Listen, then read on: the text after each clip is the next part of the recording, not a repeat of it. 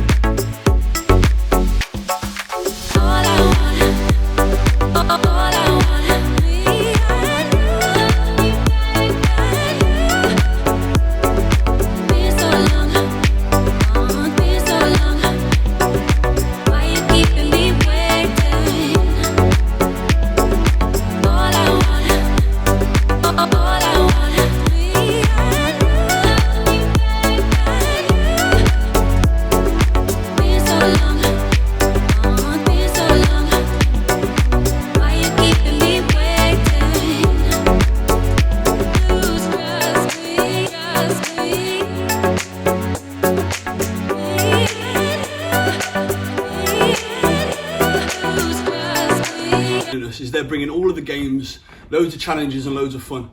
Thankfully, here in the house of Victory Church, we also have our own DJ coming complete with his decks, his smoke machine, laser lights, the whole lot. So we want to have one of the best Christmas parties that you've ever had, and you are more than welcome, and you're more than invited to come and join us on the 17th of December.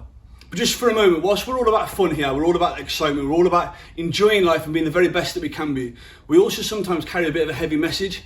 And so we just wanted to reach out to you this time of the year, just to encourage you just to be safe, to look after yourselves over the Christmas period. You know, as a youth worker here in Cwmbran, so often on either the 2nd or the 3rd of January, I often receive reports of children who had died from an overdose. You know, even as young as those that are in year 8 or even year 7, trying ecstasy for the first time, and it having such a dramatic effect upon them that it's actually ended their lives.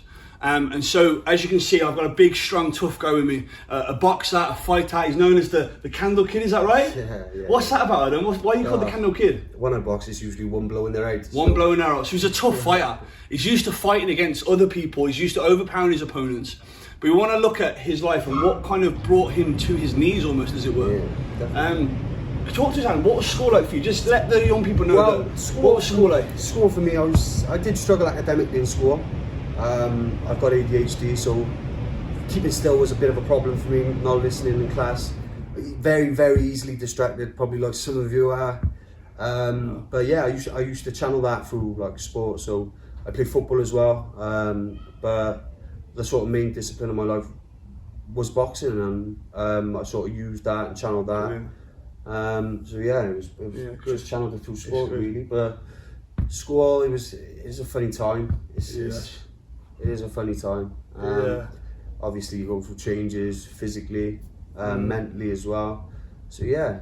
Okay. Yeah, I find that school, like for a lot of young people that I work with, it's that period of life where you're trying to work out, who am I? What's my identity? Who am I as a person? How do I relate to the world around me? How do I fit in? Where do I find my sense of belonging and purpose? And so we love to ask those tough questions here at Victory Church. We love to kind of journey with young people so that they can become the very best that they can be. And even for those that have kind of gone maybe down a dark path or are struggling in life, we want this to be a place whereby you can feel you can reach out. And I'm sure for those of you that are struggling with things maybe at home or with temptations outside of school, you can approach your teachers. I'm sure some of them are quite strict and quite authoritarian, but I'm sure that you can reach out to the right teacher at the right time and just invite them into whatever's going on in your life. So Adam, kind of what happened in life? What was life like for you after school? Kind of where did things go? Obviously you was struggling academically, you was doing well in your boxing, trying to find out who you was in the world. It's just, I think the scary point is the day and age that we're in. Okay. I'd play football, I'd go out after football, have a few pints with the boys in the pub, and then someone, do you know what I mean, as you get older, someone offers you a little bag of something, a little bit extra. Yeah, try this. Okay. So you do that, and then it sort of enhances, it sort of graduates, and it does that little something can graduate, and it can sort of cripple you. It can take to your knees and take you to dark places, and I wouldn't wish it on my worst enemy. But if you don't mind me prying just a little bit, kind of you talked about dark places and you talked about graduating. I mean, a lot of people I know have been through similar journeys. You try cannabis and it's all fun and exciting, and before you know it, a friend of yours is introducing you to ecstasy, and again it's all exciting and it's fun, and you might be drinking on the weekends, and some of our viewers might be connecting with that. And that phrase, oh well, I'll never do X, Y and Z. Did you ever say that yourself? 100%. Okay. I remember going out in school, after you finish school, going with some of the boys underage, waiting for someone to go in the shop for us to get us a few cans. You know what I mean? So I remember. It's like chat the lads, innit? Yeah, I remember fit in with the crowd, innit? Yeah, I remember mooching, like bunking off school, down the park. I remember smoking behind the bike sheds. Sorry, mum. But it's like it's a sort of part of growing up, and there is a peer pressure to it. It's a big thing, isn't it? Peer pressure. Yeah, massive. Trying to fit in, work out who you are. In this day and age with social media and stuff, it's a big thing, being made to fit in, being made to conform to sort of the standards around us that people set. Well, thank you for being honest, mate. It's okay. But what's the future look like for you? What are you hoping for now? I mean, can you change your life? I mean, once you're in with that crowd or you're going down 100%. A certain path, can you? Well, I've been in the Hope Centre nearly 2 months now. I've got a perspective on life that I don't think I've ever had. Wow.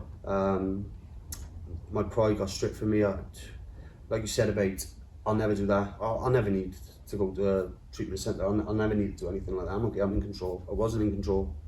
But yeah, the future's really bright. I've got a perspective. Brilliant. I got God on my side. I got God guiding me. The future's really bright. It's incredible, amazing, mate. Thank you for sharing with us. Really appreciate it. So any of you out there, maybe you've connected with something that we've said today, or maybe you've got other struggles that we've not spoken about, please feel free to get in touch with us. We'd love to see you at our Christmas party. And remember, your teachers are there for you. They don't do the job that they do for the money. They do it because they want to see young people like you become the very best that you can be in life. So Merry Christmas. We hope to see you soon, and Happy New Year. Merry Christmas.